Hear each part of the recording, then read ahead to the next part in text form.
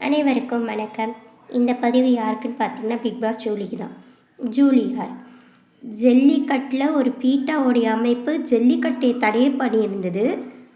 இந்த மாதிரி அது பார்த்திங்கன்னா மிருகத்துக்கும் மக்களுக்கும் பாதுகாப்பு இல்லை. ஜல்லிக்கட்டுனால அந்த காளைக்கும் ஆபத்து, காளையினால் காளை அடக்க போகிறவங்களுக்கும் ஆபத்து. அதனால் பீட்டா என்ற அமைப்பு தடை செஞ்சுது.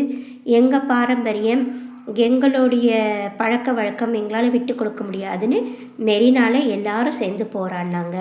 அதில் பார்த்திங்கன்னா கர்ப்பிணி பெண்கள், குடும்பம் நடத்துகிற பெண்கள், cine actors, RJ, VJ, playback singers அத்தனை பேரும் கலந்துக்கிட்டாங்க. ஜூலி மட்டும் எப்படி ஃபேமஸ் ஆனாங்க யாருக்கா தெரியுமா? நான் சொல்கிறேன் கேளுங்க. எல்லாரும் அடுக்குமொழி ரைமிங்கில் பேசி எல்லாரும் ஒரு மாதிரி நன்னாங்க. காலேஜ் ஸ்டூடெண்ட்ஸ் அத்தனை பேர் வந்தாங்க. இந்த அம்மா 2 வார்த்தையில் ஃபேமஸ் ஆனாங்க. காணும் காணும் சின்னம்மாவை காணும், வரசொல் வரசொல், ஓபிஎஸ்ஐ வரசொல், காணும் காணும் இபிஎஸ்ஐ காணும், இதை சொல்லி பிரபலமானாங்க. 2வது பிக் பாஸில் கலந்துக்கிட்டாங்க. பிக் பாஸில் பார்த்திங்கன்னா அண்ணான்னு ஒருத்தங்க கூட பழகினாங்க. கடைசியில் அந்த அண்ணனையே தவறுன்னு சொல்லி அந்த அண்ணன் மன உளைச்சலுக்கு ஆளாகி வெளியே வந்துட்டார். நான் பேர் சொல்ல விரும்பல. அவருக்கு கல்யாணமே குழந்தெல்லாம் இது. அண்ணன் பழகி அவங்க முதுகில் கொடுத்துனாங்க. 2வது காயத்ரி அக்கா அக்கான்னு சொல்லி இவங்க கூட சேர்ந்ததுனால காயத்ரிக்கு கெட்ட பேர் வாங்கி கொடுத்தாங்க. 3வது ஜூலிக்கிட்ட பழகின நம்ம ஓவியா ஃப்ரெண்டாக அவங்க ட்ரெஸ்ஸு அவங்க நகை எல்லாத்தையும் போட்டுக்கிட்டு ஓவியாவுக்கு எதிராகவே வேலை பார்த்தது அத்தனை பேருக்கும் தெரியும் என்ன நடந்ததுன்னு.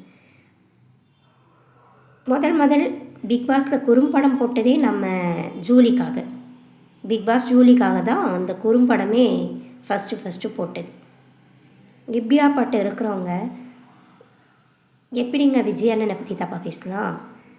விஜய் அண்ணன் ஒரு மீட்டிங்கில் பேசின ஒரு வார்த்தை என்ன, ஜல்லிக்கட்டை பற்றி.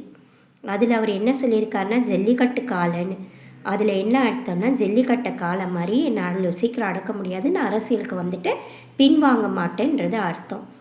இந்த அம்மா தான் என்னமோ ஜல்லிக்கட்டையே கண்டுபிடிச்சா மாதிரியும் பாரம்பரியத்துக்காக இந்த அம்மா தான் என்னமோ என்ன சொல்கிறது போர்க்கொடி தூக்குன மாதிரியும் எனக்கு திராணி இல்லை, திரும்பி ஜல்லிக்கட்டுக்காக போராட வச்சிடாதீங்க அப்படின்னு என்னம்மா போராடினீங்க? இந்த வார்த்தையை பேசினதா? ஓபிஎஸ்ஸை காணும், ஏபிஎஸ்ஸை காணும், சின்னம்மா வர சொல்லுன்னு. நீலாம் என் விஜய் அண்ணனை பற்றி பேச என்ன தகுதி இருக்குது? நீ பிரபலமானதே அத்தங்களை பற்றி பேசி கீழ்த்தரமாக நடந்து நீ பிரபலமானது பார்த்தீங்கன்னா தவறான முறையில் தவறான பேர் எடுத்திருக்க. இப்போ வரைக்கும் அதுதான் நிலச்சிருக்கு. எங்கள் அண்ணன் உன்ன மாதிரி தவறான பிரபலம் இல்லை. ரத்தத்தை சிந்தி வேர்வை சிந்தி தன்னுடைய உழைப்பால் மக்கள் மனசில் இடம் பிடிச்சி பிரபலமானவர் எங்கள் விஜய் அண்ணாவை பற்றி பேச உனக்கு என்ன தகுதி இருக்குன்னு நான் கேட்குறேன். பேசுறதுக்கு முன்னாடி யோசிச்சு பேசு.